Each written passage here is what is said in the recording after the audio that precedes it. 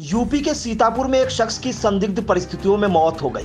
परिजन हत्या की आशंका जताकर थाने के चक्कर लगाते रहे, लेकिन उनकी सुनवाई नहीं हुई। इसके बाद पीड़ित न्याय की गुहार लगाने सीतापुर पुलिस मुखिया चक्रेश मिश्र के पास पहुंच गए, जिसके बाद पुलिस द्वारा 5 नामजद लोगों के खिलाफ मुकदमा दर्ज किया गया। लेकिन इसके बाद भी 2 दिन बीत जाने के बाद आरोपी खुलेआम टहल रहे हैं। पीड़ितों का कहना है कि पुलिस के टाल मटोल से विपक्षियों के हौसले बुलंद हैं और वह उन्हें भी धमकी देते हैं। यह आरोप लगाते हुए पीड़ित परिवार ने 28 जून को नवागत जिलाधिकारी अभिषेक आनंद को पत्र लिखकर न्याय की गुहार लगाई है।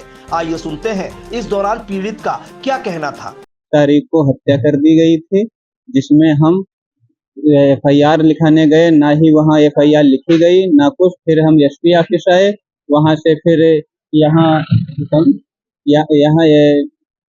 डीएम ऑफिस आए, यहाँ से फिर जानकारी गई, फिर एफआईआर लिखी गई। 5 लोगों को हम नामजद किए।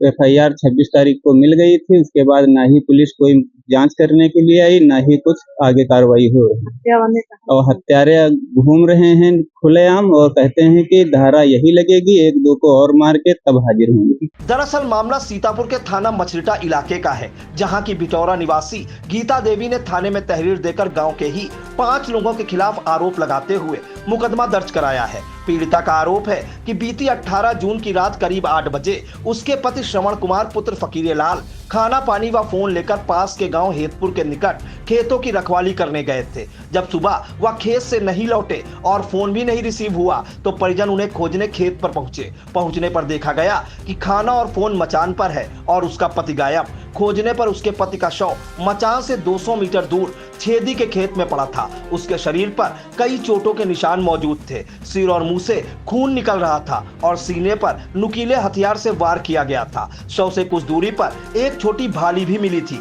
जिसमें भी खून लगा हुआ था। पीड़िता का कहना है कि इससे पहले बीती 26 मई की दोपहर गांव के ही इमाम अली व रज़ाक अली पुत्रगण सादिक अली, इखलाक अली व अख्तर अली पुत्रगण इमाम अली गांव के ही एक अन्य शिवा पुत्र राजू से मारपीट कर रहे थे। तब श्रवण द्वारा शिवा को बचा लिया गया था। पीड़िता गीता का आरोप है कि इसके बाद विपक्षियों द्वारा उसके पति को जाति सूचक शब्द कहते हुए 10 दिन के भीतर देख लेने की धमकी दी गई थी। पीड़िता का यह भी आरोप है कि विपक्षियों को गांव के ही माफिया प्रवृत्ति के ब्रजेश प्रताप सिंह पुत्र राम प्रकाश सिंह का संरक्षण प्राप्त है, जिसने ऐलानिया यह कहा था कि इमाम अली उसके खास लोगों में से है और उसके रहते कोई कुछ नहीं बिगाड़ पाएगा। पीड़िता का आरोप है कि इसी रंजिश के चलते उसकी हत्या की गई है। पीड़िता का आरोप है कि जब एसपी चक्रेश मिश्र के निर्देश पर आरोपियों के खिलाफ बीती 26 जून को हत्या व हरिजन एक्ट की धाराओं में मुकदमा दर्ज किए जाने के बाद भी पुलिस द्वारा गिरफ्तारी नहीं की गई, तब वह जिलाधिकारी अभिषेक आनंद से न्याय की गुहार लगाने पहुंची।